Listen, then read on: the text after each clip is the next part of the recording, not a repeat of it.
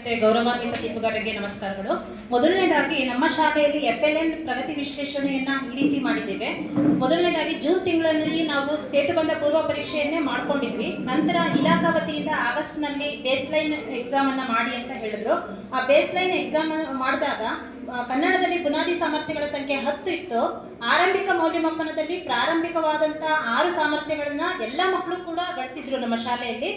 ಉಳಿದ 4 ಸಾಮರ್ಥ್ಯಗಳಿಗೆ ನಾವು FLN ಅನ್ನ ಅನುಷ್ಠಾನ ಮಾಡಿದ್ವಿ ಕನ್ನಡದಲ್ಲಿ. ಹಾಗೆ ಇಂಗ್ಲಿಷ್ನಲ್ಲೂ ಕೂಡ ಬುನಾದಿ ಸಾಮರ್ಥ್ಯಗಳ ಸಂಖ್ಯೆ 10 ಇತ್ತು. ಪ್ರಾರಂಭದ 6 ಸಾಮರ್ಥ್ಯಗಳನ್ನ ಎಲ್ಲ ಮಕ್ಕಳು ಗಳಿಸಿದ್ರು. ಕೊನೆಯ 4 ಸಾಮರ್ಥ್ಯಗಳಿಗೆ FLN ಅನ್ನ ಅನುಷ್ಠಾನ ಮಾಡಿದ್ವಿ. ಗಣಿತದಲ್ಲಿ ಬುನಾದಿ ಸಾಮರ್ಥ್ಯಗಳ ಸಂಖ್ಯೆ 10, ಆರಂಭಿಕ ಮೌಲ್ಯಮಾಪನದಲ್ಲಿ ಪ್ರಾರಂಭಿಕ 5 ಸಾಮರ್ಥ್ಯಗಳನ್ನ ಗಳಿಸಿದವರು ಎಲ್ಲ ಮಕ್ಕಳು ಕೂಡ ಗಳಿಸಿದ್ರು. ಕೊನೆಯ 5 ಸಾಮರ್ಥ್ಯಗಳಿಗೆ ನಾವು FLN ಅನ್ನ ಅನುಷ್ಠಾನಗೊಳಿಸಿದ್ವಿ. FLN ಅನ್ನ ಒಂದು ಎಂಡ್ ಲೈನ್ ಅಂದ್ರೆ ಅಂತಿಮ ಮೌಲ್ಯಮಾಪನವನ್ನ ನಾವು ಫೆಬ್ರವರಿ ಮೊದಲನೇ ವಾರದಲ್ಲಿ ಕೈಗೊಂಡು ಅಲ್ಲಿ ಅಂತಿಮ ಮೌಲ್ಯಮಾಪನದಲ್ಲಿ ಗುರಿ ಸಾಧಿಸಿದಂತಹ ವಿಷಯವಾರು ಮಕ್ಕಳ ಶೇಕಡಾವಾರು ಹೀಗಿದೆ: ಕನ್ನಡ 95%, ಇಂಗ್ಲಿಷ್ 92%, ಗಣಿತ 96%. ಈ FLN ಅನ್ನ ನಾವು ಯಾವ ರೀತಿ ಕಾರ್ಯಗತಗೊಳಿಸಿದ್ವಿ ಅಂದ್ಬಿಟ್ಟು ಈ ಒಂದು ಫೋಟೋಸ್ ಅಲ್ಲೇ ನಾವು ನೋಡ್ಬೋದು. ಮೊದಲನೇದಾಗಿ ಬೇಸ್ಲೈನ್ ಪರೀಕ್ಷೆ ಬಗ್ಗೆ ನಾವು ಸಭೆಯನ್ನ ಮಾಡಿದ್ವಿ, ಶಿಕ್ಷಕರ ಸಭೆಯನ್ನ ಮಾಡಿ ಆ ಶಿಕ್ಷಕರ ಸಭೆಯಲ್ಲಿ ವೇಳಾಪಟ್ಟಿಯನ್ನ ರಚನೆ ಮಾಡ್ಕೊಂಡ್ವಿ. ಆ ವೇಳಾಪಟ್ಟಿ ರಚನೆ ನಂತರ ಬೇಸ್ಲೈನ್ ಪರೀಕ್ಷೆಯನ್ನ ಕೈಗೊಂಡು ಪ್ರಗತಿ ವಿಶ್ಲೇಷಣೆಯನ್ನ ಮಾಡಿದ್ವಿ, ಮಕ್ಕಳ ಪ್ರಗತಿ ವಿಶ್ಲೇಷಣೆಯನ್ನ. ಆ ಒಂದು ಪ್ರಗತಿ ವಿಶ್ಲೇಷಣೆಯಲ್ಲಿ ಕನ್ನಡ, ಇಂಗ್ಲಿಷ್ ಮತ್ತು ಗಣಿತದ ಒಂದು ಗುಂಪುಗಳನ್ನ ಮಾಡಿದ್ವಿ.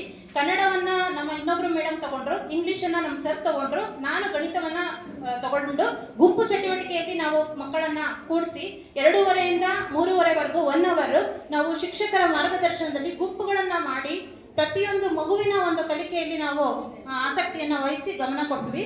ಮತ್ತೆ ಈ ಭಾಷಾ ಚಟುವಟಿಕೆಗಳನ್ನ ನಾವು ತರಗತಿಯಲ್ಲಿ ಆಯೋಜಿಸಿದ್ವಿ. ನಾವು ಒಂದು ಭಾಷೆಯನ್ನು ಕಲಿಸುವಾಗ ನಾವು ಎದುರಿಸಿದಂಥ ಸವಾಲು, ನಮ್ಮಲ್ಲಿ ಒಂದು 4 ಲಂಬಾಣಿ ಮಕ್ಕಳಿದ್ರು, ಅವರಿಗೆ ಕನ್ನಡ ಒಂಚೂರು ಬರ್ತಾ ಇರಲಿಲ್ಲ. ಆಗ ನಾವು ಯೋಚನೆ ಮಾಡಿ ನಮ್ಮ ಒಂದು ಕಾರ್ಯತಂತ್ರವನ್ನು ಬದಲಾವಣೆ ಮಾಡಿ ನಾವು ಲಂಬಾಣಿ ಮಕ್ಕಳಿಗಾಗಿ ಶಿಕ್ಷಕರ ಒಂದು ಭಾಷಾ ಕೈಪಿಡಿಯನ್ನ ನಾವು ಮಾಡ್ಕೊಂಡ್ವಿ. ಅಂದ್ರೆ ಆ ಮಕ್ಕಳನ್ನ ನಾವು ಫ್ರೀಯಾಗಿ ನಮ್ಮ ಜೊತೆ ಮಾತಾಡೋದಕ್ಕೆ ಅನುವಾಗುವಂತೆ ನಾವು ಲಂಬಾಣಿಯ ಕೆಲವೊಂದು ಒಂದು ವಾಕ್ಯಗಳನ್ನ ಕನ್ನಡದಲ್ಲಿ ಬರ್ಕೊಂಡು ನಾವು ಅವರ ಜೊತೆ ಸಂವಾದ ಶುರು ಮಾಡಿದ್ವಿ.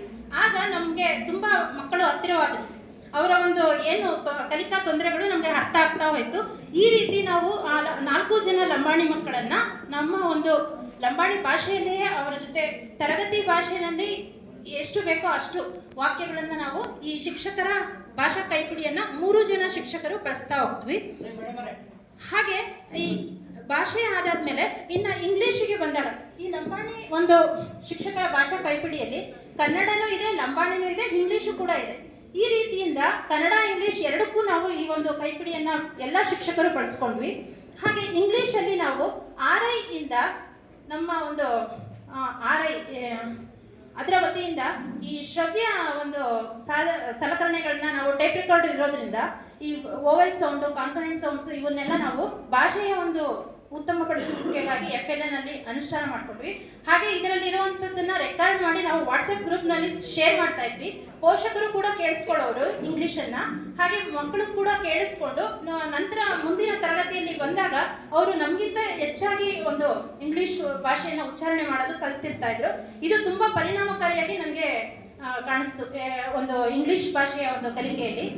ಹಾಗೆ ಕನ್ನಡದಲ್ಲೂ ಕೂಡ ಆಲಿಸು ಅನ್ನುವಂಥ ಒಂದು ಕ್ಯಾಸೆಟ್ ಅನ್ನು ಬಳಸ್ಕೊಂಡು ನಾವು ತರಗತಿಯಲ್ಲಿ FLN ಮಕ್ಕಳಿಗಾಗಿಯೇ ನಾವು ಇದನ್ನ ಬಳಸ್ಕೊಂಡ್ವಿ. ಇದು ತುಂಬಾ ಚೆನ್ನಾಗಿ ನಮಗೆ ಅನುಕೂಲ ಆಯಿತು. ಹಾಗೆ ಇಂಗ್ಲಿಷ್ನಲ್ಲಿ ಫ್ಲಾಶ್ ಕಾರ್ಡ್ಸು ಮತ್ತು ಕನ್ನಡದಲ್ಲೂ ಕೂಡ ಫ್ಲಾಶ್ ಕಾರ್ಡ್ಸನ್ನು ನಾವು ಹೆಚ್ಚೆಚ್ಚಾಗಿ ಬಳಸ್ಕೊಂಡ್ವಿ. ಹಾಗೆ ಆ ಲಂಬಾಣಿ ಮಕ್ಕಳಿಗೆ ಒಂದು ಪುಟ್ಟ ಕಥೆಯನ್ನು ನಾನು ಲಂಬಾಣಿ ಒಂದು ಇದರಲ್ಲೇ ನಾನು ಹುಡುಕಿ ಗ್ರಂಥಾಲಯದಲ್ಲಿ ತಗೊಂಡು ಬಂದೆ. ಈ ಒಂದು ಲಂಬಾಣಿ ಮಕ್ಕಳು ಕೂಡ ಈಗ ನಮಗೆ ಸಹಜ ಮಕ್ಕಳಂತೆ ನಮ್ಮಲ್ಲಿ ಮಿಂಗಲ್ ಆಗ್ತಾ ಇದ್ದಾರೆ. ಹಾಗೆ ಇಂಗ್ಲಿಷ್ ಆಯ್ತಲ್ಲ, ಇನ್ನು ಗಣಿತದಲ್ಲಿ ನಾನು ಗ್ರಾಮಾಂತರ ಒಂದು ಶಾಲೆಯಲ್ಲಿ ಸೇವೆ ಸಲ್ಲಿಸುವಾಗ ಈ ಪದ್ಮಿನಿ ಎಣಿಕೆ ಮಣೆ ಅಂತ ಕೊಟ್ಟಿದ್ರು. ಈ ಪದ್ಮಿನಿ ಎಣಿಕೆ ಮಣೆಯಲ್ಲಿ ಅಂಕಗಣಿತದ ಎಲ್ಲಾ ಕೌಶಲಗಳನ್ನ ನಾವು ಸುಲಭವಾಗಿ ಮಕ್ಕಳಿಗೆ ಕಲಿಸ್ಬೋದು. ಅದರಲ್ಲೂ FLN ಮಕ್ಕಳಿಗೆ ಈ ಒಂದು ಆಟದ ಸಾಮಾನ್ ತರನೇ ಇದೆ ಇದು. ಈ ಒಂದು ಮಣೆಯನ್ನ ಬಳಸಿದಾಗ ನಾವು ಈ ಒಂದು ಬಿಡಿ ಮತ್ತೆ 10 ಮತ್ತೆ 100ರ ಕಲ್ಪನೆಗಳನ್ನ ಸುಲಭವಾಗಿ ಮಾಡ್ಬೋದು.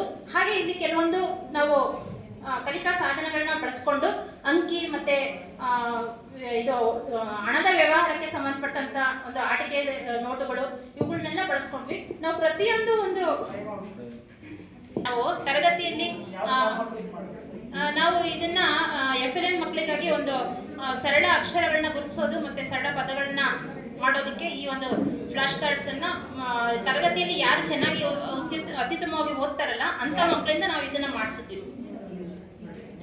ಶನಿವಾರ ಸಂಭ್ರಮ ಶನಿವಾರದಲ್ಲಿ ಇವೆಲ್ಲ ಮಾಡಿಸ್ತಾ ಇದ್ವಿ.